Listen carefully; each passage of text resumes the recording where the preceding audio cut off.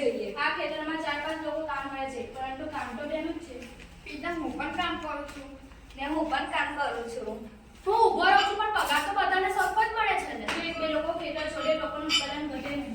તો આને જ કહે છે ને પ્રચંડ બેરોજગારી। તો બાળકો, હવે વ્યાખ્યા સમજાવીને વ્યક્તિ દેખીતી રીતે શ્રમ કાર્યમાં રોકાયેલી લાગે, પરંતુ તેના શ્રમ કાર્ય દ્વારા કુલ ઉત્પાદનમાં નજીવો કે શૂન્યવત વધારો થતો હોય, એટલે કે રોજગારી બિન ઉત્પાદક હોય તેવી સ્થિતિને પ્રચંડ બેરોજગારી કહે છે। તેને છુપી બેરોજગારી તરીકે પણ ઓળખવામાં આવે છે। અમે કામ નથી કરતા તો પણ અમને પગાર મળે છે, આ લોકો કામ કરે છે તો પણ પગાર મળે છે, અને પ્રચંડ બેરોજગારી કરે છે। અમે જોયું હતું કે જે છુપી બેરોજગારી છે, પ્રચંડ બેરોજગારી, એનું નાટક જોયું। એમાં 2 જણ કામ કરતા હતા, 2 જણ કામ નહોતા કરતા, તે છતાં પણ એવું જ લાગતું હતું કે બધા જ એક સાથે કામ કરે છે।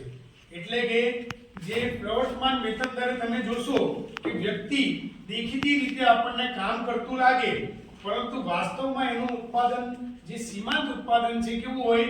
શૂન્ય।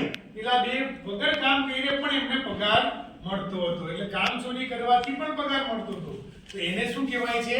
પ્રચંડ બેરોજગાર। એ બેને આપણે ખસેડી લઈએ તો ઉત્પાદનમાં કોઈ ફેરફાર થતો નથી।